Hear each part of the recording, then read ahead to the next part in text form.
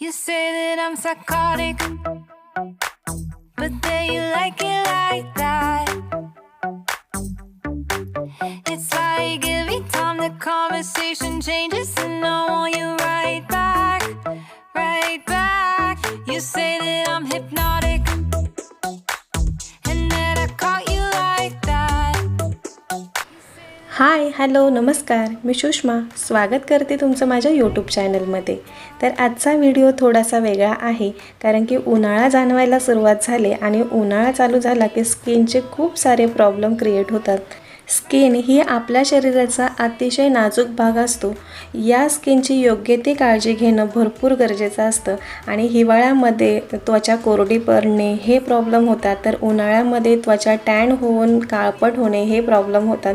तर याच्यावरती आपण घरगुती उपाय पाहणार आहोत. आपल्या घरच्या साहित्यामध्ये आपण आपली स्किन नाजूक मुलायम कशी होईल हे पाहणार आहोत. तर आता इथे मी कोमट पाणी घेतलं आहे. कोमट पाण्यामध्ये आपले हात 2 ते 3 मिनटं ठेवायचे आहेत. ही रेमेडी आपण पूर्ण आपल्या बॉडीला करू शकतो, पण मी तुम्हाला हातावरती दाखवते. तर हात मी 2 ते 3 मिनटं पाण्यामध्ये ठेवते आणि आपल्याला चोळायचे आहेत. आपण आंघोळ करताना चोळतो तर ते वेगळं असतं, कारण का आपण आपल्या हाताकडे जास्त लक्ष देत नाही, आंघोळ करतो पटापट आणि बाहेर येतो. तर तसं नाही करायचं. आपल्याला इथे हात व्यवस्थित 2 ते 3 मिनटं हातपाय व्यवस्थित चोळून घ्यायचे आहेत. थोडासा मसाज करायचा कोमट पाण्यामध्ये आणि हात बाहेर काढून झाल्यानंतर कोरडा करून घ्यायचा. तर ह्या आपण 4 स्टेप पाहणार आहोत.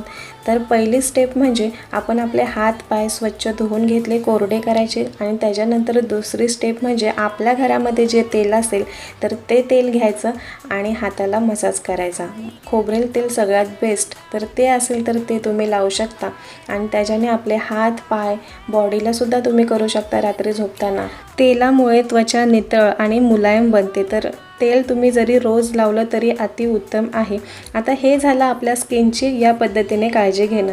तर स्किनची आपण कितीही काळजी घेतली, पण आपण आपल्या इंटरनल बॉडीची सुद्धा आपल्याला तितकीच काळजी घ्यायची आहे.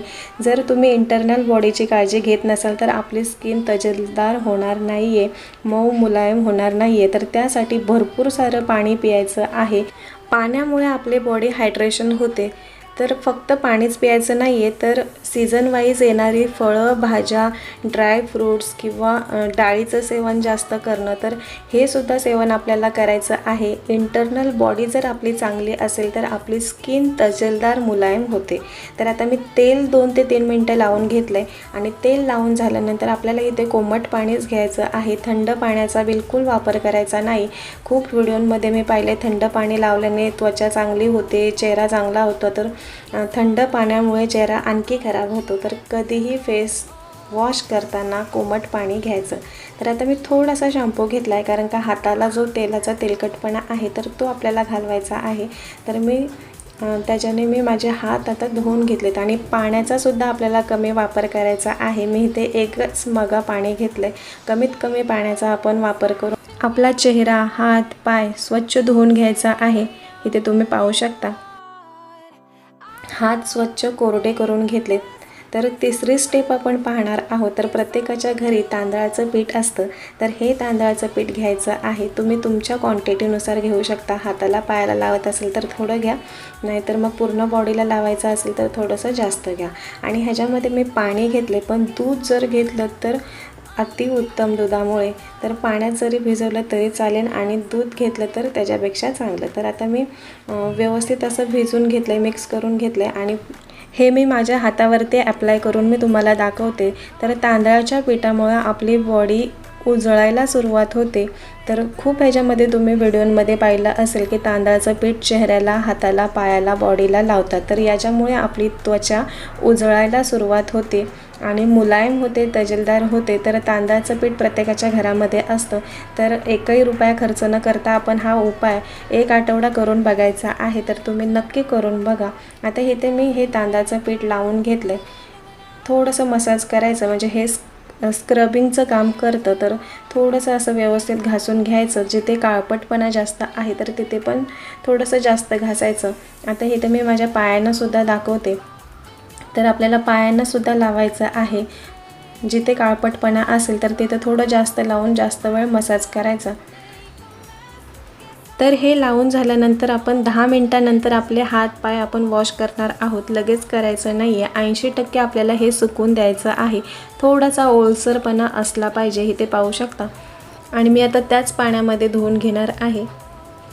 तर इथे पाहू शकता मी धुवून घेतलं आहे आणि खरं सांगते हात एकदम मस्त मऊ वाटत आहेत. तर पहिल्याच दिवसामध्ये हे असं वाटतंय. तर हे आपल्याला 8 दिवस करायचं आहे.